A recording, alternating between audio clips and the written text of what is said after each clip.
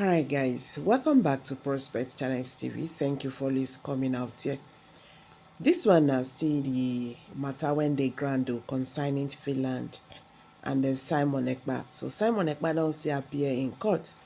So una go watch this video, make una see everything that happened in court.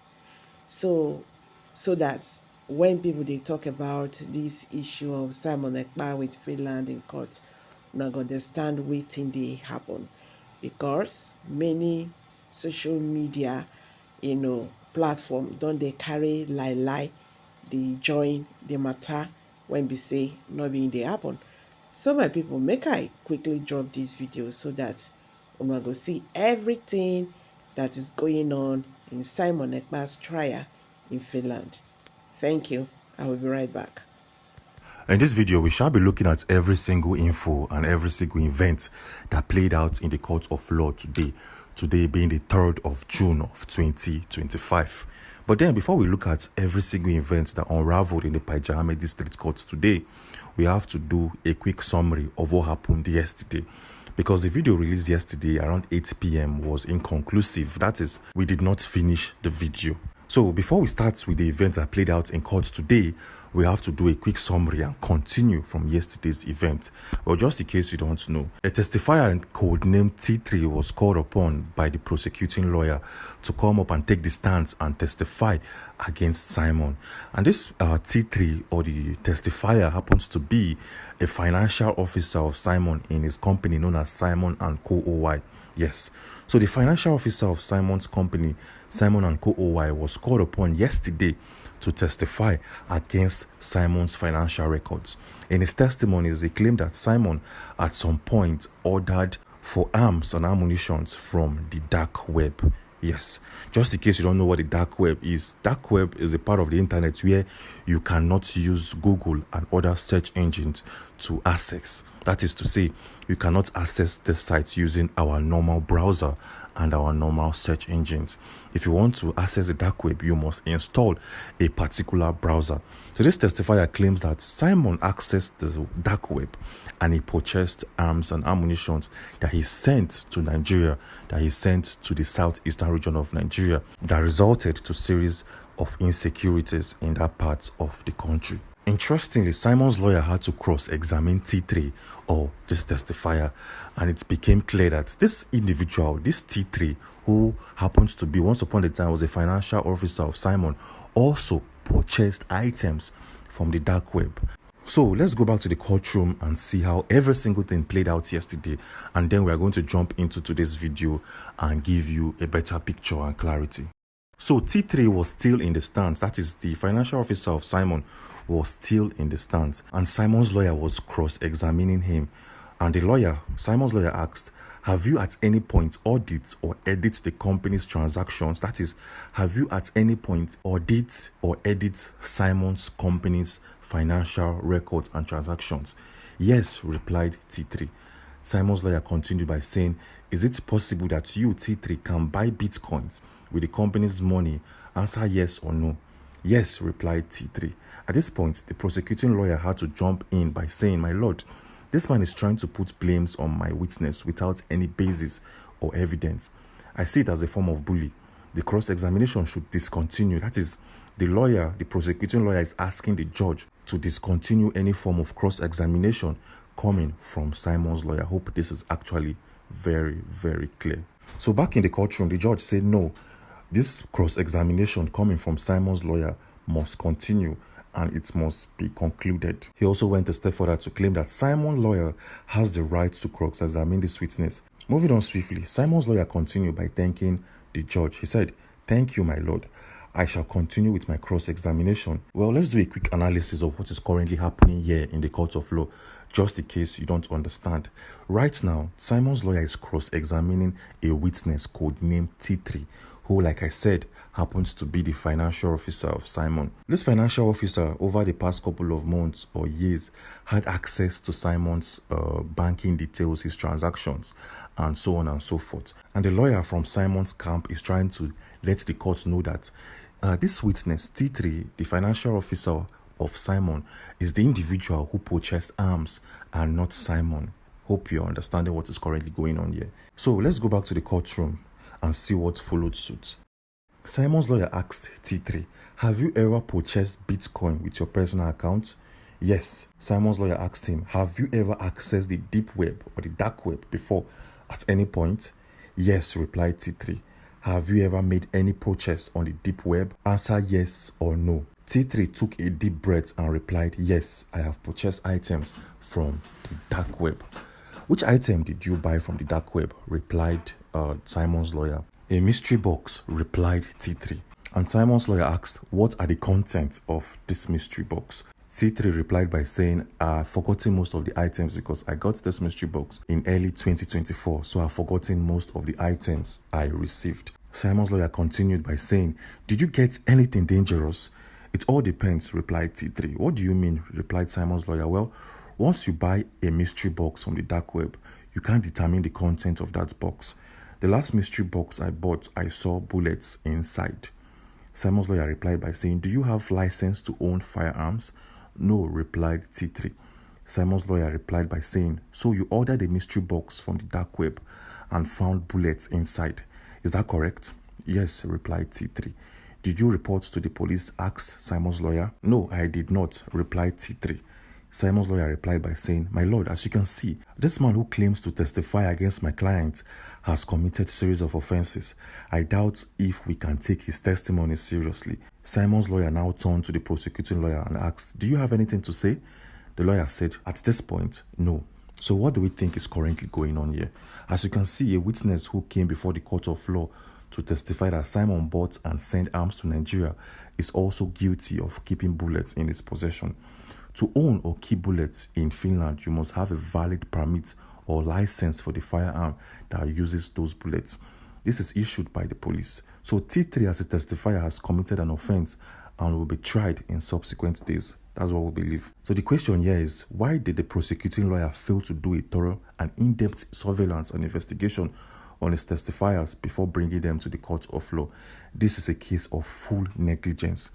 The prosecuting lawyer should have cross-examined his witness before any court proceedings will be done. Well, let's go back to the courtroom and see what followed suit afterwards. Back to the courtroom, T3 was asked to leave the stands and report himself to the nearest police station. And now let's look at what transpired in court today being the 3rd of June of 2025. The court session kicked off at about 11:45 a.m. with the two legal counsel team in attendance. The session started with the prosecuting lawyer asking the judge for permission to bring up his fourth testifier. He claimed that his fourth testifiers are officers from the National Bureau of Investigations. Simon's lawyer objected by saying, my lord, the prosecuting legal counsel has brought in 3 testifiers already. I think it's only fair and just if I bring up my very first witness to take the stance. The judge gave Simon's lawyer the green light. Feel free to bring in your next witness. Simon's lawyer continued by saying, my very first witness is a member of the BRGI and also a very close friend to Simon. My witness will be codenamed Peace. Well, let's do a quick analysis. What do we think is going on here at this point in time? Simon's lawyer has brought a witness, and this witness is coming from the BRGI. This is a smart move because this witness happens to be a close friend of Simon and a citizen of the USA. So bringing in a witness from a Western world is a benchmark, and also bringing in a witness from the most powerful nation of the world is huge. So let's go back to the courtroom and see what followed suit. Simon's lawyer asked the witness codenamed Peace, who are you to my client? Peace replied by saying, this man is a very close friend of mine. He is a peace-loving man. Simon's lawyer asked, what do you know about my client? Peace replied by saying, I know for a fact that back in 2023, Simon was given a Peace Ambassador Award in Helsinki, Finland for his personality and character. The award was presented at the Africa Day event celebrating the anniversary of African Union at the Kaiser Cultural Center in Helsinki, Finland. I know this man to be philanthropist in nature and also a helper who have helped a lot of souls in and around Nigeria. So let's do a quick analysis of what is currently happening in the court of law at this particular point in time. As you can see, the witness called upon by Simon's lawyer has been prepared accordingly. Unlike other witnesses we have seen so far, this witness has presented the positive sides of Simon as a basis of conversations. This is an intelligent move coming from the witness codenamed Peace. So let's go back to the courtroom and see what followed suit. Simon's lawyer continued by saying, "You say you know this man pretty well." "Yes," replied Peace. "Have you ever seen him carry out any terror acts? I mean, have you ever seen him disobeying the laws of Finland?" "Not at all," replied Peace. "In fact, this man is also a top politician from this country who have served this country in all ramifications." Simon's lawyer continued by saying, "Are you a member of the BRGI?" "Yes," replied Peace. "What are the activities of this group?" Peace replied by saying, "BRGI actively pursues for the independence of the USB through diplomatic channels and international engagement. They have undertaken efforts to gain recognition and support from other nations and organizations." At this point, the prosecuting lawyer got really upset and asked the court to allow him cross-examine Peace before Simon's lawyer continues. The judge asked Simon's lawyer, "Is that okay by you?" "Yes," replied Simon's lawyer. So let's do a quick analysis to see what is currently happening right here in the court of law. As you can see, the prosecuting lawyer isn't happy with the responses coming from Peace. He feels like the questions and answers are too rehearsed. Now he wants to destabilize Peace, the testifier, with very, very intimidating questions. So let's go back to the courtroom and see what followed suit. The prosecuting lawyer asked Peace, "How close are you to the suspect?" "He is my friend," replied Peace. "In what capacity?" asked the prosecuting lawyer. "What do you mean?" Peace said. Prosecuting lawyer said, "You claim to be a close friend to Simon, right? How close are you to him?" Peace replied by saying, "We worked under the BRGI. That's how we became friends." The prosecuting lawyer continued by saying, "Have you donated to the USB fundraising before?" "Why do you ask?" replied Peace. The prosecuting lawyer followed by saying, "Kindly reply yes or no." Peace replied by saying, "Kindly ask your questions again." The prosecuting lawyer smiled and said, "Have you engaged in BRGI fundraising before, whether by donating or by organizing?" Peace replied, "Yes." The prosecuting lawyer said, "Yes to what, please?" And Peace replied by saying, "You asked me to reply with yes or no. I just told you yes. What do you want from me? If you want to ask questions, ask them properly and allow me to answer properly." So let's do some quick analysis of what is currently happening right here in the court of law. The testifier codenamed Peace has shown that he or she isn't scared of the prosecuting lawyer in any way, shape or form. And that is why he or she has been putting the prosecuting lawyer on the run. So let's go back to the courtroom and see what followed suit. Back in the courtroom, the prosecuting lawyer said, "I will ask you again, have you donated to the BRGI fundraising?" "No," replied Peace. "Have you organized a fundraising system for the BRGI?" "Yes," replied Peace. "Do you know that fundraising has been used for the procurement of arms?" "No," replied Peace. "I'm actually hearing this for the very first time today." "Are you aware that negligence is not an excuse?" "What do you mean?" asked Peace. The prosecutor lawyer followed suit by saying, "You have assisted this man in the purchase of arms in Nigeria." Testifier Peace replied, "Are you saying that funds raised were channeled to arms deal?" "Yes," replied the prosecuting lawyer. "Are you saying that Simon here is an arm dealer?" "Yes," replied the prosecuting lawyer. "Do you have your facts and evidence?" The prosecuting lawyer said, "You are not here to cross-examine me. It should be the reverse. I'm here to actually cross-examine you because you claim to be a friend of this man, a suspect. So you keep all your questions to yourself. What you have to do right now and right here is just to answer all of my questions. Is that clear?" Peace replied by saying, "Yes, it is very, very clear, but I need more clarity based on the context of your questions." As you can see, this testifier brought in, the very first testifier brought in by Simon's lawyer happens to be a very, very knowledgeable person. This individual knows how to answer questions, and this individual knows how to analyze questions and know the possible outcome or the possible reasons why the questions were asked in the very first place. This is a very good one coming from the very first testifier from the Simon's camp. Let's go back to the courtroom and see what followed suit. The prosecuting lawyer got really angry with the way and manner Peace, the witness codenamed Peace, was asking him questions because he felt like he is the person or the individual meant to ask questions to the testifier and not the other way around. So the prosecuting lawyer said, "Please don't ask me any other questions. You are here to answer my questions. So answer them with yes or no. And that is all you need to tell me at this point in time." Peace replied by saying, okay, I clearly understand you and I will reply with just yes or no. And that is it. The prosecuting lawyer asked, have you visited this man in his home? Have you visited him in his private home before? Peace replied, no. Have you met this man in private before? Please ask your questions properly. What do you mean by in private? Do you mean like in a sectional meeting?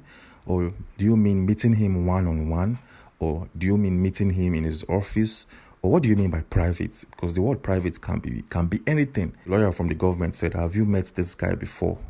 Just you and him having a conversation? Peace, the testifier, said, yes, I've met him before, one-on-one, and we've had conversations. The lawyer said, please stick by my instructions. Answer with yes or no. I don't want any other clarification until I ask you to do. Peace replied by saying, yes, I understand. The prosecuting lawyer asked Peace, have you in any way, shape or form aided this man in taking out any decisions? Peace replied, yes, clearly I'm a member of the BRGI. We are a collective team and administration. We aid each other in taking out decisions. The prosecuting lawyer got really angry by saying, I asked you to say, answer me with yes or no. Why are you giving me a lot of stories?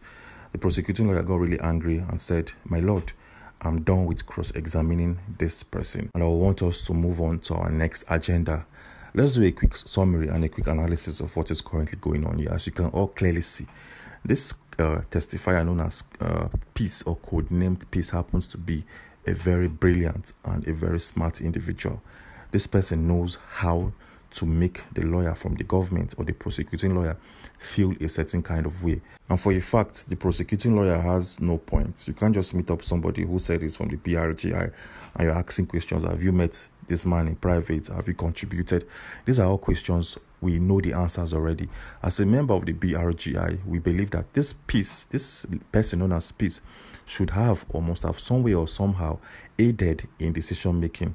This individual known as Peace must have somehow, some way meet Simon in private. So why is this guy asking very, very funny questions in the court of law? And at the same time, he got really angry with the way and manner Peace, the testifier, replied to all of his funny questions. Well, let's go back to the courtroom and see what followed suit. In the courtroom, the lawyer, Simon's lawyer, said, my lord, as you can see, the prosecuting lawyer has no points in this particular conversation. The prosecuting lawyer has been looking for ways and methods to bully my client, but luckily my client is very well informed, and that is why he or she has put up a very strong fight against this man's bully. So Simon's lawyer asked the judge, permit me to cross-examine my testifier. I have a couple of questions to ask this testifier before we move to our next and different agenda for the day.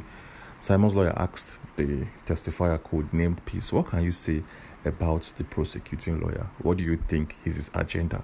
Do you think this man is coming from a point of fact or evidence? Or do you think this man is trying to put blame on somebody without having facts and data? Peace replied by saying, as you all can see, the prosecuting lawyer is trying to bring out info from me that I don't even have. His questions are not direct. His questions are not clear. His questions to me feels like something that will come from an interrogation room. I don't know why he's asking some funny questions. He should ask me questions that are very clear to answer with yes or no. He asked me to answer with yes or no, but he has been asking questions that are big or ambiguous in nature that needs clarity. These are the words coming from Peace, the testifier. Wow, this is a massive response because nobody in the court session so far, no testifier from the court so far has been courageous like this testifier known as Peace. Wow, this person put up a good showing. Well, the whole court session continued and Simon's lawyer asked Peace a lot of questions, which the testifier answered brilliantly and very, very clear. And at the end, Simon's lawyer asked the judge to grant Peace the permission to leave the stands. And Peace left the stands, and the prosecuting lawyer said he wanted to bring in the next witness. And this witness happens to be his fourth testifier, which are officers from the National Bureau of Investigation. This is where things are going to get really, really intense. This is where Simon's lawyer will need the help of an assistant because he don't know the documents, facts and data that the NBI are going to present in the courtroom. Yes, and they scheduled a different date for a court hearing, and we believe it's going to be tomorrow or next. But if the whole court hearing happens tomorrow, we're going to definitely give you a video a detailed breakdown of everything that transpired in the courtroom. So do well to subscribe and turn on post notifications to get every single detail coming out from this court case. Anyway, just in case you missed our video from yesterday, that video will give you a better understanding of what happened or transpired today. So you definitely have to watch the video coming from yesterday. Alright guys, thank you very much for staying to the end of this video. So what's your take on this issue? I beg, now here I go drop out. Share your thoughts, subscribe if you are new here. Thank you and bye for now.